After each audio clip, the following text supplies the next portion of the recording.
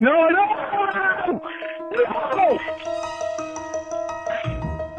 Are you listening? Sean from Middle Grounded. No, this is not the exhibitionism video, but it is something I wanted to talk about. Something that Lorne Armstrong does probably, 5 times a call?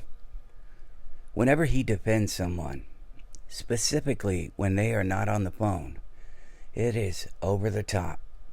And there's a reason. Lorne doesn't have the chance in real life to defend anyone. The way he defends his mother is so over the top and sometimes visceral that it makes you question, what are you doing? In Lorne's world, because he won't have that opportunity in real life, he assumes that if he does it when nobody's looking or when it could possibly get back to them, he's going to do it because it benefits him. In one of the Ramona calls, Captain Douchebag tells her, "I defended you in my sex offender class."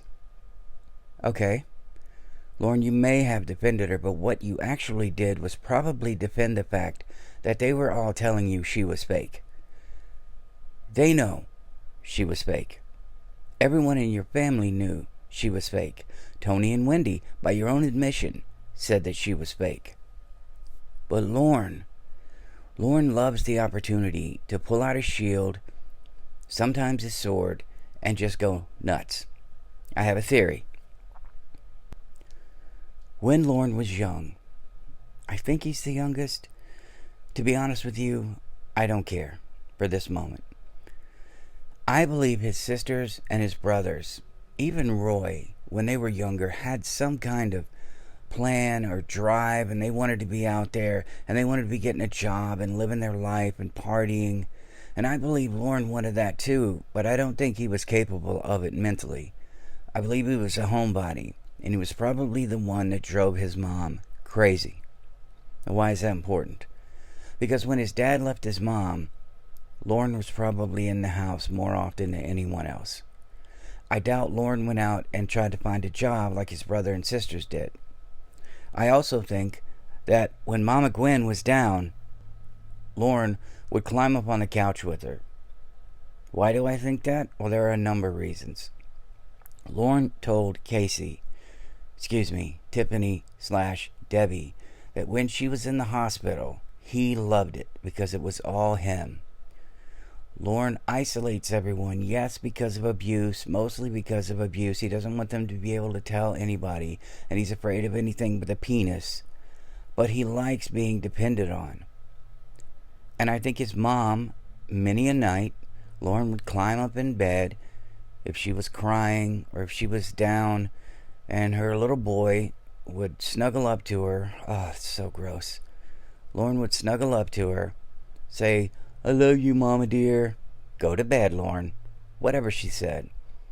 Lorne was in a position, in my opinion, if I could talk to him, I would try to get this out of him and find out if he was the one that was home with Mama Gwen. It's not Mama Gwen, it's Mama Gwendolyn. I believe that is part of the reason he goes on this full defensive. Because he had that at one time. He was the most important thing in his mom's life until he became a giant screw-up. Imagine having Roy and Lorne as your sons. I don't know if I'd disown them, but I would think about it. Well, with Lorne, he wants to be able to tell that person, even though they didn't ask him to defend, even though they didn't need him to defend.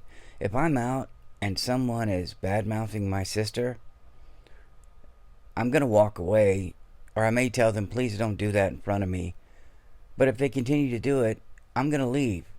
I'm not going to yell and scream, and I'm not going to call my sister, who's living her life, who is trying to have her best life, and go, hey, by the way, somebody you knew 10 years ago, or somebody you worked with 20 years ago, in front of me was talking trash about you. Why would I dredge those old feelings up for her?